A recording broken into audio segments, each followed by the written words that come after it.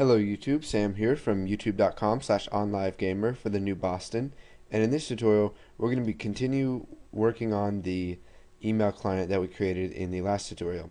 Now all we've done so far is created the interface for it, and we created two variables. We've got a my message as a mail message and an SMTP sender as the SMTP client.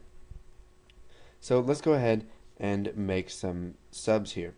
So we'll do private sub create message, and we're not going to need any arguments for this because everything is stored in our text boxes. So let's go ahead and set the name for each one of these. So we'll do text from, text pass, text to, subject, and body. So text subject, text body. Okay, so whenever we create the message, what we want to do is use our my message object. So my message dot from says gets or sets the from address for this email message. So we're going to have to set that equal to whatever is in our text from. So what we're going to do is create a new mail address. And it says represents the address of an electronic mail sender or recipient. So what this is going to do is it's going to do everything for us, and all we have to do is provide the text that contains the email address. So we're going to create a new mail address, and then we're going to use text from dot text dot trim. Now what trim does is it removes any blank spaces that they have in there. So let's say they started off, they put a space and then typed in their email.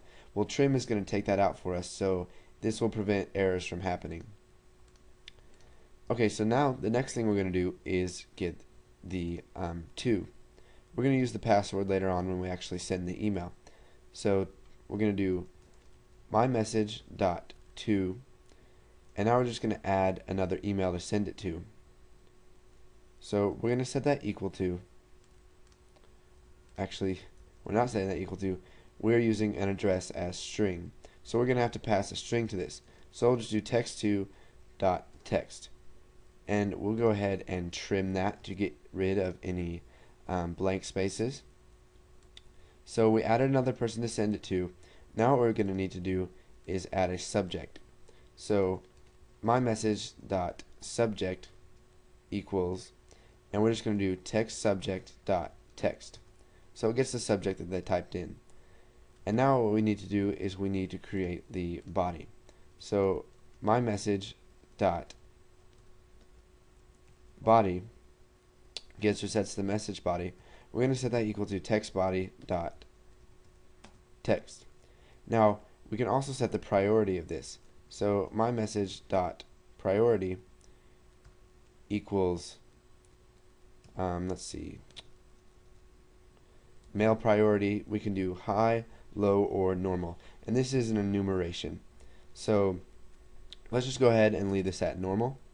So now we've initialized our message. Now let's create a sub that will set up our SMTP client. So private sub create SMTP.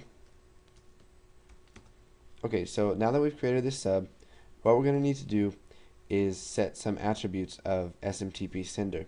So SMTP sender dot, you can see that there's a whole bunch of stuff right here. So let's start off with the credentials.